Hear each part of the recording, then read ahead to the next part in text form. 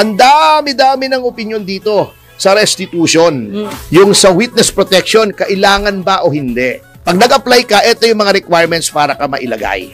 Number 1, walang restitution dyan. Yan ang sinasabi ko kay Boying, na hindi naman kayo lalabas na katawa-tawa, although katawa-tawa minsan ang itsura mo, ay hindi pwedeng sabihin ng Secretary of Justice bago ikaw ilagay under WPP or bago kita i-discharge as state witness, soli mo muna. Okay, wala sa batas. Okay. Alam nyo, ako hindi nag-top sa bar, pero pinag-aralan ko naman po yung batas. At sabi nga po nila, alamin nyo yung reason for the law para malaman nyo kung bakit may batas at kung anong applicable. Okay. Alam nyo, sinabi sa akin yan nung aking professor. He was a great man. Si former presiding justice ng Court of Appeals at dean ng Ateneo College of Law, si Pompeo Diaz. Sabi niya, he who knows the law but knows not the reason for the law knows not the law at all. Yung nakakaalam ng batas, ngunit hindi niya alam kung ano yung dahilan kung bakit ginawa yung batas na yon, ay hindi nakakaalam ng batas. Okay, ipapaliwanag ko yan. Ito pong restitution. Ang dami-dami ng opinion dito sa restitution. Opo. Yung sa witness protection, kailangan ba o hindi? Okay, sasagutin ko yan in a very simple manner. Okay.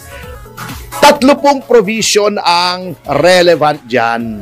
Section 3, Section 10, Section 3 in relation to Section 5 at Section 10 ng 6981, yung witness protection law. Yan, okay. Para isang tao ay mailagay sa witness protection. Yung 3, nakalagay doon yung mga pwedeng ilagay sa witness protection. Okay? Yung mga dapat ilagay. Actually, dapat, batas yan eh. Opo. Pag nag-apply ka, ito yung mga requirements para ka mailagay. Number 1, walang restitution dyan. Okay? Ano yung ginagawa nilang justification na sinasabing, ay, hindi, may restitution dapat.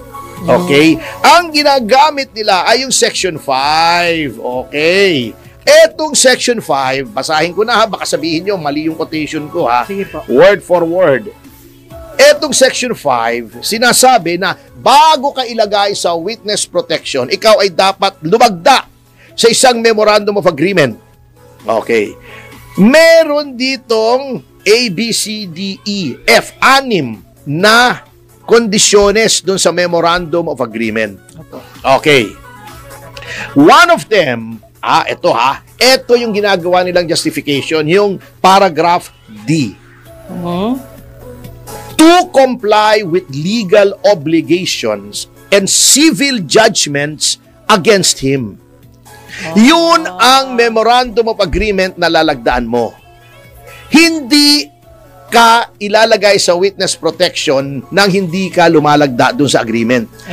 Iba yun sa sinasabi nila na hindi ka ilalagay sa witness protection until ikaw ay nag-comply doon sa civil judgment against you. Bakit? Nasaan ang civil judgment against you? Alam niyo po, ang tinutukoy na civil judgment dito ay, okay, yung judgment in a civil forfeiture case. Bakit ko sinabi ito? Very clear. 2 pong klase ang forfeiture sa ilalim ng batas. Forfeiture meaning yung kukunin ng pamahalaan yung proceeds, yung mga ari-arian mo na galing sa illegal na mga pamamaraan. Yung mga ito, syempre, illegal na pamamaraan, malalaki yung kanilang arian. Ari-arian! Hindi pa tapos. Teka, nasinok ako eh. Yung iba, napakalaki napakalaki na ng kanilang mga pag-aari na mga material na bagay. Ang lalaki ng mga arian nila. Di ba? At yung iba, grabe. Pinakita pa sa publiko yung kanilang mga arian. Napakahalay. Grabe, mahahaba. Yung mga sasakyan, mga SUV ang hahaba, ang lalapad, ang kakapal, nung mga salamin kasi bulletproof. Sige po. Yan. Okay. Ang criminal procedure forfeiture ay ito. Ikaw ay dinimanda ng graft or plunder sa Sandigan Bayan. Nag-hearing, pagkatapos ng hearing, napagpasyahan ng hukuman na meron kang ill-gotten wealth. Eto. Kasi nag-hearing Opo. Papatunayan ng prosecution, mga pag-aaring ito ay ill-gotten. Okay. Dedepensa ka, sasabihin mo, hindi po ill-gotten yan. Magdi-decide ang court, eto. Halimbawa, etong 20 titulo, 30 kotse, ill-gotten, kukunin ng gobyerno after a criminal trial. At sasabihin sa'yo, ikaw ay dapat makulong kasi guilty ka ng plunder or graft and corruption. Okay. Criminal ang nature ng forfeiture na yon because every civil impliedly instituted in any criminal prosecution ang civil liability. Okay. Ngunit, parang nagte-text tayo ano? Sige po, ituloy. Kung ikaw ay isa sa ilalim sa witness protection, hindi usually, palagi, ikaw ay kukuha ng immunity.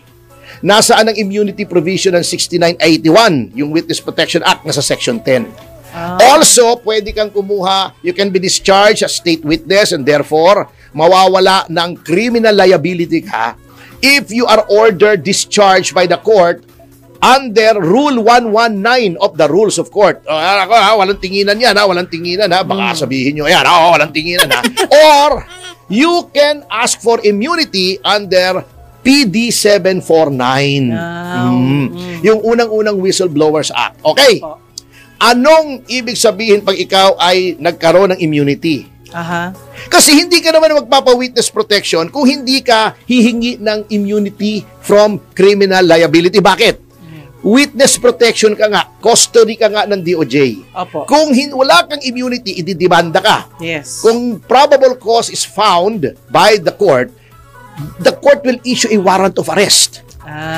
Mauuna po yung warrant of arrest. A warrant of arrest issued by the court to take you into custodial legis takes precedence over the custody of the DOJ. Hukuman yan Kahit ikaw ay nasa custody ng DOJ, kukunin ka, pakukuha ka ng korte at ilalagay ka sa jail. Of course, you can always ask na, Your Honor, nanganganib po yung aking kalagayan. Dapat may protection ako. But that is the exception. Ang magdi-decide ng court, hindi DOJ.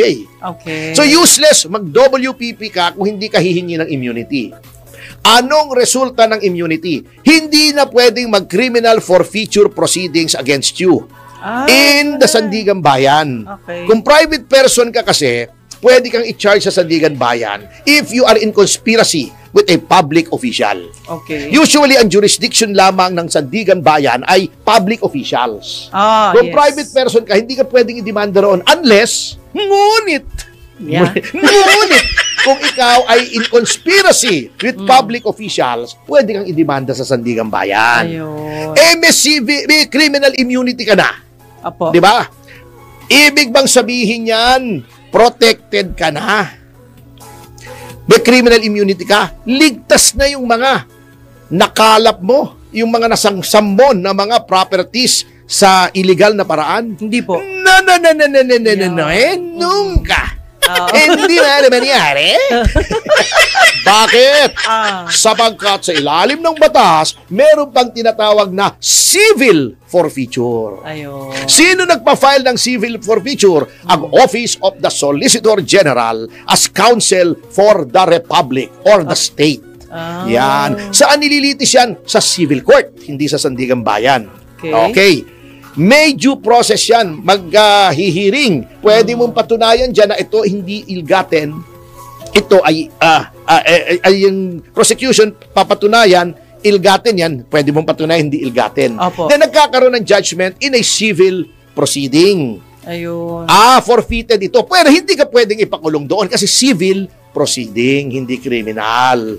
Yun po ang tinutukoy na civil judgment doon sa Section 5, Paragraph D. Ang sinaulo ko na. Opo. Oo, okay. Yun ba ay kailangan sundin bago ka ilagay sa witness protection? Hindi, kasi wala eh. Anong susundin mo? Wala. That will come after. Ayun. Pero dapat lumagda ka. Ang requirement ng law ay hindi susundin yung civil judgment na non-existent. Opo. Ang requirement ng law ay lumagda ka ng memorandum of agreement, nangangako ka na kapag ka nagkaroon ng civil judgment against you, ay ikaw ay susunod. Ayun. Yun, hindi mo tatakasan yon. Bakit? Sapagkat humingi ka ng proteksyon sa gobyerno. Binigyan ka ng mga bantay. Gastos ng gobyerno yon. Opo. Mga NBI agent yon, mga pulis. Binigyan ka ng immunity. Winave noong state ang right niya to prosecute you as a criminal. Okay. Pagkatapos, ito-double cross mo. Tatry mo yung state, di mo bibigay yung property mo. Ayun. Hindi po pwede yun. Hindi pwede Yan ang yun. sinasabi ko kay Boying, na hindi naman kayo lalabas na katawa-tawa, although katawa-tawa minsan ang itsura mo, ay dahil meron pang way para kunin kung yung mga tinatawag yung ill-gotten. Yun. Okay. Ano naman yung legal obligation? Yan po ay i-discuss natin. Yung sinasabi naman na dapat gampanan, yung legal obligation, Opo. ganito po yan, napakasimple lang. What are the sources of legal obligation? Ano nga ba? First year, second sem, tinuro na yan sa mga estudyante. Law, contract, quasi-contract, delict, quasi-delict. Okay. Ngayon, sinabi ko ba na hindi pwedeng mag-restitution Hindi. bago ilagay sa witness protection? Hindi mo sinabi. Pwede! Pwede! Pwede. Oo. Kung Yan. nais noong magpapasailalim sa witness protection na to make restitution, pwede. Pwede. In which case, mag-o-offer sila sa gobyerno. Lagay nyo ako sa witness protection, I'm willing. Nakokonsensya ako. Parang yung mga nag-turnover ng mga luxury vehicles nila, no? Opo. Sa gobyerno. Nakokonsensya ako. Ite-turn over ko ito. Babalik na. Ibabalik ko yung ownership niyan. Pipirma ako na hindi na akin yan. Yan ay sa gobyerno. Opo. Okay. That is a contract between that person and the government. A contract is one of the 5 sources of legal obligation. Yun. Kaya lalagda siya doon sa memorandum of agreement na tutupad siya sa legal obligation because after being placed under witness protection, siya ay kusang loob na nag-restitute. Yun. Okay? Okay? Yes. Maliwanag po yun. Hindi ko sinasabing hindi pwede. Ayun. Ang sinasabi ko ay hindi pwedeng gawing kondisyon ang restitution to be placed under witness protection sapagkat wala sa 6981. Okay? Sa batas na yun, Opo. wala sa 749, PD 749, yung Whistleblowers Act. Wala sa Rule 119 na para ikaw ay maging state witness, you have to make restitution. Kung gusto mo, nasa sa iyo yan sapagkat ikaw ang may hawak. You have presumptive or putative ownership and possession of those properties. Gusto mong ibigay, wala pong pakialam ang batas dyan. Ayun. Pero, hindi pwedeng sabihin ng Secretary of Justice, bago ikaw ilagay under WPP, Soli mo muna. or bago kita i-discharge as state witness, soli mo muna. Mali Okay, yun, wala diba? sa batas. Okay. Okay, may mga nagsasabi na opo, wala sa batas. Ngunit, Ituloy mo. under the lawmaking power, hahanapin ko lang po yung kwan ha. Ayan. Etong kaso ha, para yan, okay, i-ready ko lang. Apo. Sabi nila, lahat ng heads of departments, katulad ni Secretary Remulla, in order to implement the law, ay pwedeng gumawa ng implementing rules and regulations. Okay, tama yung sinabi ng mga yan. Lalo na yung isang abogado na rockstar daw, magaling mag-gitara. Eh, palagay ko mas magaling siyang gitarista kesa abogado. Anyway, sabi niya, totoo, may kapangyarihan.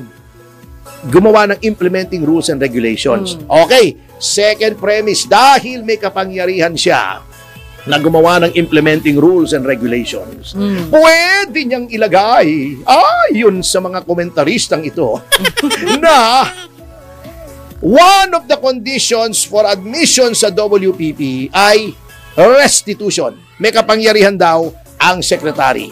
Sagot ko sa inyo, i-research ninyo, magdebate tayo kahit sa inyo gusto. Walang kapangyarihan na ilagay ang restitution kahit may kapangyarihang magawa ng IRR. Bakit? Kasi po, bagamat may kapangyarihang mag-IRR, implementing rules and regulations, dapat yung implementing rules and regulations ay hindi lumalampas dun sa parameters ng batas. Bakit? Because mayroong separation of powers. Anong separation of powers? Yung lehislatura gagawa ng batas, yung executive ang magpapatupad ng batas. Okay. Simple. Jubs, ibili mo ako ng cellphone. Ikaw nang bahala kung anong brand. Basta ang budget ko ay 10,000 pesos. Okay. Okay ha? Ikaw na bahala. So may discretion ka kung anong brand. Samsung, Oppo, basta kasya doon sa budget. Bumalik ka. Boss, nakabili ako. 15,000. Lumampas ka. Ang ako gumawa ng batas. Kahit anong brand, wag lalampas sa 10,000. Iniba mo yung batas, ginawa mong 15,000. Ang tawag po roon, ultra vires. Okay, may kaso ng ganyan. Para maunawaan nyo, may kaso na po. Lumang kaso na ito. I'm sure nasa law school na si Secretary Remulla nung dinicide itong kasong ito. People versus Maseren. Okay. Ano itong 1977 case na ito? Nagkaroon po ng Fisheries Act. Batas tungkol sa pangingisda. May nilagay na mga pagbabawal kung anong mga fishing practices ang bawal. Yung gumagamit ng obnoxious or explosive substances. Anong pinagbawal? Nilagay sa batas, obnoxious. Cyanide fishing, bawal. Dynamite fishing, yan, bawal. Yung trolling, bawal. Yung troll, hindi trolling sa social media, troll. TRAWL, yung hinahatak mo yung net habang umaandar ka kasi pati yung mga maliliit na mga isda, hagip lahat nasisira pa yung ilalim ng dagat. Okay. Yung Bureau of Fisheries gumawa ng implementing rules and regulations. Nilagay nila cyanide fishing, etc. May isiningit silang isa. Electrofishing bawal daw. Okay. Ano may electrofishing, di ba? May generator, may lalagyan ng 2 prod. Siyempre yung isda, makukuryente yun. Hindi makakagalaw. Lulutang yun o mapaparalyze, kukunin mo. Yan. Merong na-aresto sa electrofishing. Sabi ng abogado niya, hindi niyo ako pwedeng ipakulong. Bakit? Hindi kasama sa batas yung electrofishing Sabi noong Bureau of Fisheries, hindi. May power kaming gumawa ng IRR. Meron kaming implementing rules. Parang sinasabi nitong iba, may power yung secretary gumawa ng implementing rules. Pwede niyang ilagay na may restitution. Sabi ng Korte Suprema, na pwede, sir. Hindi marian. Bakit? Sapagkat kapag binigyan mo ang kapangyarihan ng executive agency na magdagdag doon sa batas, parang binigyan mo siya ng legislative powers. Hindi pwedeng mag-legislate ang executive. In the same way na hindi pwedeng magpatupad ng batas ang legislatura. Masisira yung separation of powers. Ang tawag dyan, ultra vires. Lumampas siya sa kapangyarihan niya. Iyan ang mangyayari kung sasabihin ni Remulla na pwede niyang gawing imposition yan ang restitution in the implementing rules or under his discretion. Abuse of discretion yan, Ayun na. Mr. Secretary. So,